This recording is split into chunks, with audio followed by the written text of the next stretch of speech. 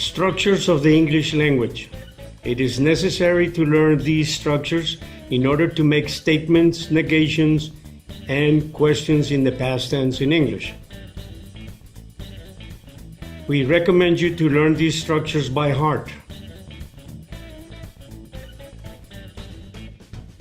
There are 13 auxiliary verbs in the English language. We also have 100 regular and 90 irregular verbs that you should learn. In the declarative form, we have the following formula for the auxiliary verbs in the past. Subject plus verb. I was a teacher, you were a teacher, and he or she was a teacher. Regular and irregular verbs, we have the following formula in the past. Subject plus verb. I worked yesterday, you worked yesterday, and he or she worked yesterday. The past tense is formed adding ed to the infinitive of the main verb.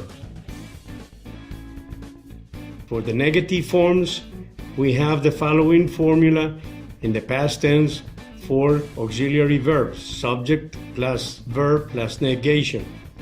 I was not a teacher, you were not a teacher, and he or she was not a teacher. Remember, use the contractions weren't and wasn't.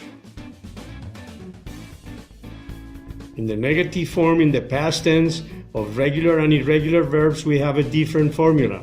The subject plus negation plus verb. I did not work yesterday, you did not work yesterday.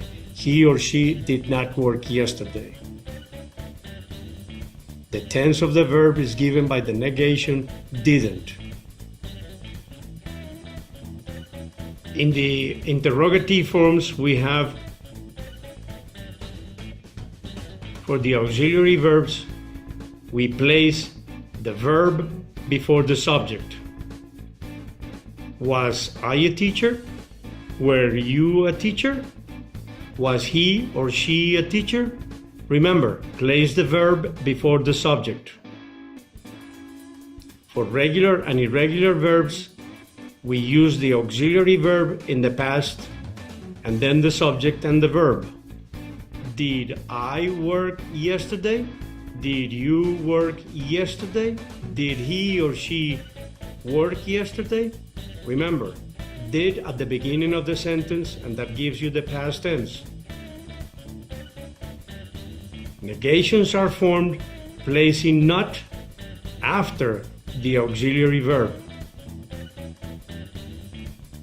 Interrogatives are formed placing the auxiliary verb before the subject and a question mark at the end.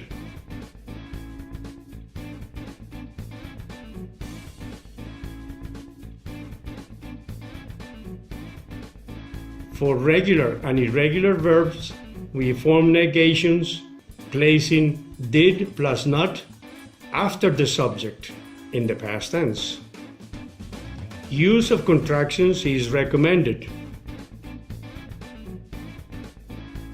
Interrogatives are formed placing did before the subject and a question mark at the end.